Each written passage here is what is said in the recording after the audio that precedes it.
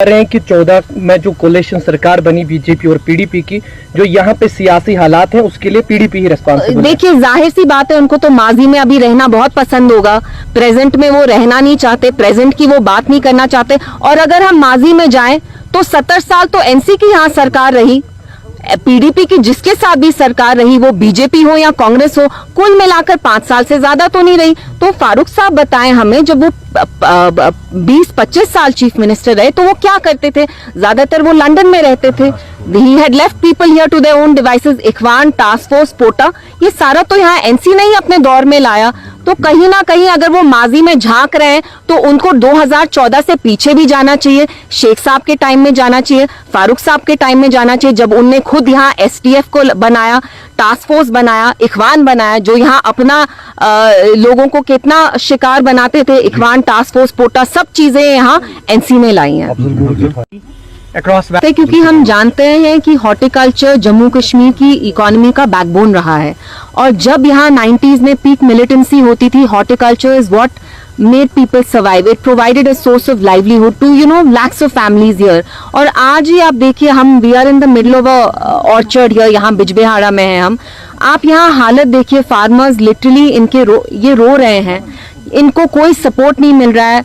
जलाबारी तो यहाँ हर साल होती है, अभी 4 दिन से लगातार जो हुई है, डिस्पाइट द फैक्ट कि यहाँ इस साल एक इलेक्टेड गवर्नमेंट आई है, नेशनल कॉन्फ्रेंस की सरकार है, उस सरकार ने कोई अटेम्प्ट भी नहीं किया है कि यहाँ वो एक टीम को भेजे जो असेस करे यहाँ कितना डैमेज हुआ है। एंड इनको कोई रिलीफ नहीं मिलता, इनके बड़े बड़े लोन्स हैं, पेस्टिसाइड लेने के लिए इनको लोन लेना पड़ता है, वो पेस्टिसाइड फिर कंटामिनेटेड होता है, उसमें मिलावट होती है, वो भी नुकसान होता है, एमएसपी तक इनकी एक मिनिमम लेवल पे नहीं है, तो they are under acute stress. जो बीमा गवर्नमेंट की इंश्योरेंस स्कीम है, it does not cover horticulture. तो मेरी समझ में नहीं आता, जब हमें पता है जम्मू कश्मीर की जो इकोनॉमी का जो बैकबोन है वो हॉर्टिकल्चर रहा है, तो जो हमारे फार्मर्स हैं उनको तो ज्यादा से ज्यादा सपोर्ट मिलना चाहिए था।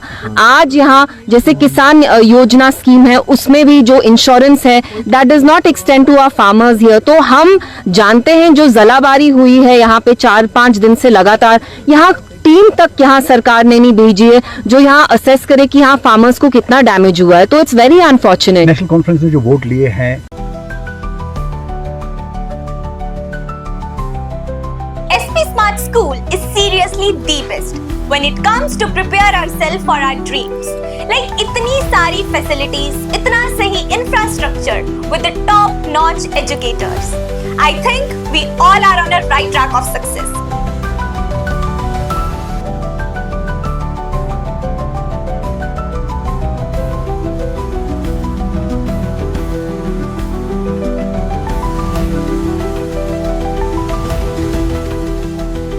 At SP Smart School, we believe in shaping future leaders, offering admissions for 11th, 12th in medical, non-medical, arts, commerce, and top entrance exams like JEE, NEET, CLAT, and more. One student, one goal, where excellence meets tradition. SP Smart School, bringing education back to the school. देखिए, उनका focus तो कुछ और है, वो उनको flight delay क्या हो जाता है, 3 घंटे ज्यादा उनको क्या टारमैक पे स्पेंड करने पड़े, उनको वो अज़ाब शिकस्त लगता है।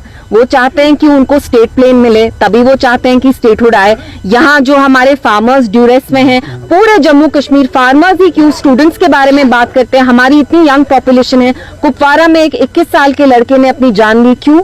क्योंकि जो एग्जाम था, जो पास करना चाहते थे नीट का, 2% से उन्हें मिस किया। क्यों मिस किया? क्योंकि वो ओपन मेरिट कैटेगरी से थे। जो बड़े बड़े मुद्दे हैं, एनसी का फोकस तो वो रहा ही नहीं है, बीजेपी का एजेंडा चला रहे हैं। बीजेपी स्टेटहुड मांगती है, एनसी भी स्टेटहुड मांगती है। बीजेपी वक्फ पे कोई डिबेट नहीं चाहती है, एनसी ने भी वक्फ पे देखिए अपने मुंह पे ताला लगाया।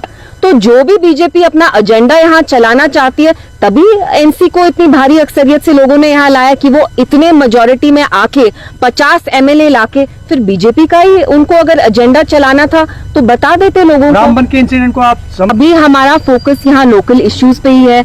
We are in the middle of an orchard, हम सेब के बागों में हैं। आप देख रहे हैं इनके माथों पे कितनी शिकंज है, कितना स्ट्रेस है, क्योंकि ये हॉर्टिकल्चर इंडस्ट्री से इनका वापसा है।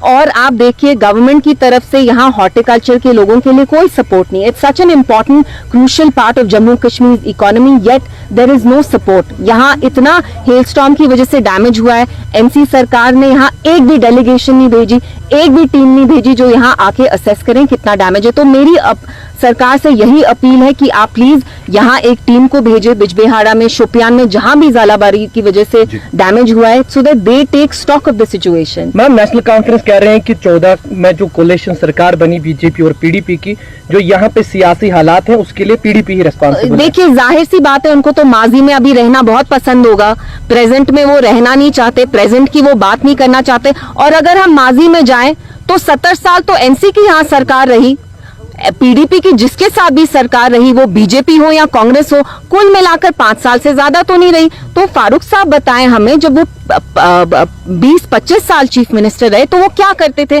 ज्यादातर वो लंदन में रहते थे। He had left people here to their own devices. Ikhwan, task force, POTA, ये सारा तो यहाँ एनसी ने ही अपने दौर में लाया।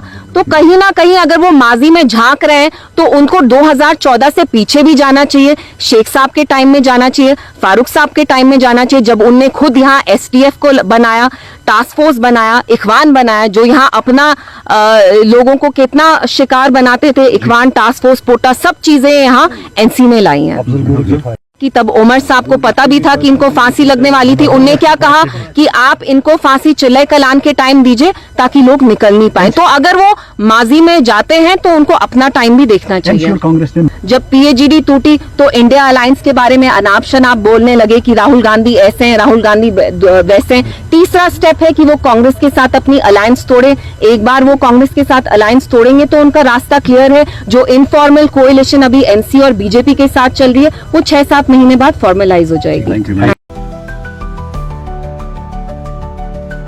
अगर मुझे एक मेडिकल एंट्रेंस एग्जाम क्वालिफाई करना है, then SP smart NEET sure is truly incredible. It's comprehensive, result oriented, और ये मुझे और मेरे जैसे काफी सारे एस्पिरेंट्स जो एस्पायर कर रहे हैं to get into government medical college, उन्हें प्रॉपर एंश्योरिटी प्रोवाइड करता है that they get a government medical seat which they truly deserve. And you know guys, the best part is that I'm already preparing for it without any tension and without any stress. At SP Smart School, we believe in shaping future leaders, offering admissions for 11th, 12th in medical, non-medical, arts, commerce, and top entrance exams like JEE, NEET, CLAT, and more. One student, one goal, where excellence meets tradition. SP Smart School, bringing education back to the school.